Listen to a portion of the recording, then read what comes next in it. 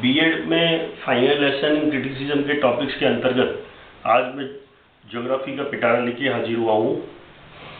पहला तो आप भूगोल प्रयोगशाला ले सकते हैं। भूगोल की प्रयोगशाला में क्या क्या चीज़ें रखी जाती हैं और उससे समय की एवं दिन की गणना किस प्रकार की जाती है, किस देश में किस किस टाइम में क्या क्या समय हुआ है और कौन कौन सा डेट वहाँ चल रही है। आपको पता है भारत का पूरा टाइम 82.5 डिग्री पे इलाहाबाद के टाइम के अकॉर्डिंग लिया गया। पूरे देश का टाइम इलाहाबाद के टाइम के अकॉर्डिंग लिया गया क्योंकि इलाहाबाद पूरे इंडिया के 82.5 डिग्री पे सेंटर पे आता है। ऐसे वर्ल्ड का टाइम लंदन में ग्रीनविच जगह है, उसके अकॉर्डिंग वर्ल्ड का टाइम डिसाइड किया है। तो इस टाइप से जो है वो वहाँ से अपन चलते हैं तो किस कंट्री में, जैसे बांग्लादेश और पाकिस्तान और इंडिया के टाइम में आधा घंटे का डिफरेंस है और ऐसे यूके के टाइम में 5.5 घंटे का डिफरेंस है, ऑस्ट्रेलिया के टाइम में 8.5 घंटे का डिफरेंस। ये कैलकुलेशन वाली गणना भी भूगोल के अंतर्गत बताई जाती है। तो भूगोल प्रयोगशाला एक अच्छा टॉपिक है। एक आप ग्लोब ले सकते हैं। ग्लोब में 7 कॉन्टिनेंट्स, आपकी ओशियन, कंट्रीज जो लोकेट करेंगे, उसकी कैपिटल, ये चीज़ें भी आप बच्चों को इजीली बता सकते हैं। इससे बच्चों को नॉलेज बढ़ेगी।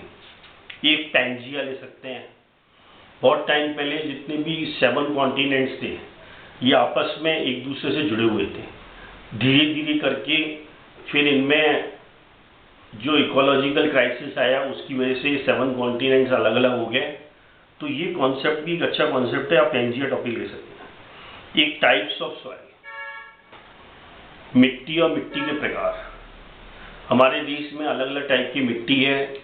जैसे राजस्थान में डेजर्ट सॉइल है, आपकी गुजरात साइड में ब्लैक सॉइल है, एल्यूवियल सॉइल है, माउंटेन सॉइल है, लोमी सॉइल है, सैंडी सॉइल है, क्लेई सॉइल है। इस टाइप की अलग अलग मिट्टी और उस मिट्टी में कौन कौन से टाइप की क्रॉप्स उगाई जाती हैं ये आप ले सकते हैं। एक मिट्टी का कटाव सॉइल इरोजन, और उसको रोकने के लिए अलग अलग मेथड, जैसे अलग अलग टाइप की माउंटेन पे से कंटू प्लोइंग, टेरिस फार्मिंग की जाती है, टेरिस गार्डन लगाए जाते हैं, प्लांटेशन क्रॉप्स किया जाता है। ये इस टाइप का एक अच्छा टॉपिक है, ये आप ले सकते हैं। एक टॉपिक है फोना एंड फ्लोरा। नाम बड़ा अट्रैक्टिव है, फोना एंड फ्लोरा। फोना मतलब एनिमल्स, फ्लोरा मतलब प्लांट्स। बायोडाइवर्सिटी जो है, जैव विविधता टाइप का जो इन्वायरमेंट है, वो भी आप टॉपिक ले सकते हैं। इंडिया का भी ले सकते हैं, पूरे वर्ल्ड का भी ले सकते हैं। एक आपका एक्सटेंट स्पीसीज, विलुप्त जीव। वर्ल्ड में कौन कौन से विलुप्त जीव हो गए हैं, जैसे डोडो है, एक फॉसिल बर्ड रह गया है। आर्कियोप्टेरिक्स है, is a connecting link between reptiles and bird. एक ऐसा बर्ड जिसमें टीथ एंड टेल था, अब वो विलुप्त हो गया। डायनासोर है। तो इस टाइप की चीज़ें आप ले सकते हैं। एक है wild life sanctuary. Wild life sanctuary, national park, project tiger जो 1973 में लॉन्च किया गया था। इंडिया की कौन कौन सी जगह पे कौन कौन से national park, wild life sanctuary और प्रोजेक्ट टाइगर प्लान चल रहे हैं, ऐसे आप अलग अलग टाइप के टॉपिक ले सकते हैं। जैसे राजस्थान में भी है रणथंभौर टाइगर प्रोजेक्ट, सरिस्का जो अलवर में है, भरतपुर में केवलादेव नेशनल पार्क और घनाबट सेंचुरी, जैसलमेर में भी है मरू नेशनल पार्क ले सकते हैं, वुड फॉसिल पार्क। ये थीम अच्छी है। जैसे आपका Periyar national park is famous for elephant, Kanha national park is famous for deer. एक आपका ओल्डेस्ट नेशनल पार्क इंडिया में ही है, यूपी में, जिम कॉर्बेट नेशनल पार्क, जिसका पुराना नाम था हेलिस नेशनल पार्क, जो हेलिस कॉमेट के नाम पर रखा गया था। एक आपका काजीरंगा नेशनल पार्क जो आसाम में है, is famous for 1 horn rhino, एक सींग वाला गैंडा वहीं मिलता है। ऐसे आपके ये Kanha national park is famous for deer. इस टाइप से इंडिया में कौन कौन से नेशनल पार्क हैं और वो किस किस स्पीसीज के लिए फेमस है, वो भी आप उसमें लोकेट कर सकते हैं।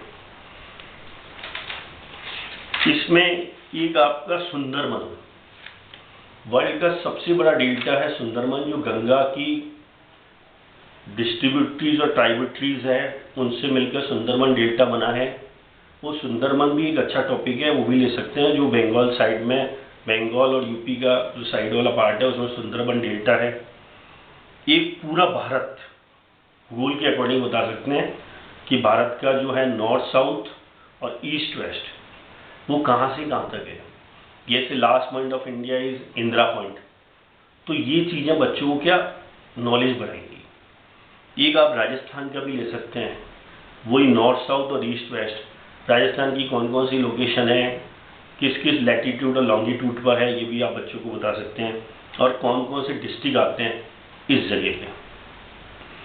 जयपुर का भी पर्टिकुलर आप ले सकते हैं, या जिस डिस्ट्रिक्ट में आप रहते हैं उसका भी ले सकते हैं, जिससे वहाँ के लोकल बच्चों को नॉलेज होगी कि ये कौन सा टाउन उनके डिस्ट्रिक्ट में आता है और उसकी बाउंड्री क्या है। पर्टिकुलर एक टाइप का भी आप ले सकते हैं, सरिस्का ले सकते हैं, रणथंभौर टाइगर प्रोजेक्ट भी ले सकते हैं, कब स्टार्ट हुआ, इसकी बाउंड्री क्या है, कौन कौन सी स्पीसीज पाई जाती हैं। एक राजस्थान में इंदिरा गांधी केनाल, इंदिरा गांधी केनाल का पुराना नाम राजस्थान केनाल था, जो कंवर सेन इसके जनक हैं।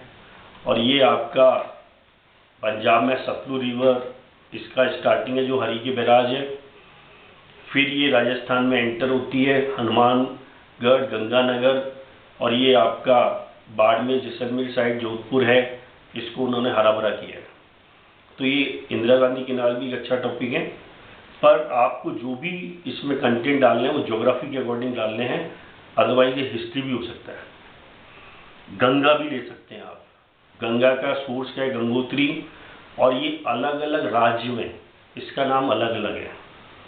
जैसे बिहार में सौरव बिहार कोसी रिवर, सौरव बंगाल दामोदर रिवर, कैलकाटा में हुगली बन जाता है ये, ठीक है ना।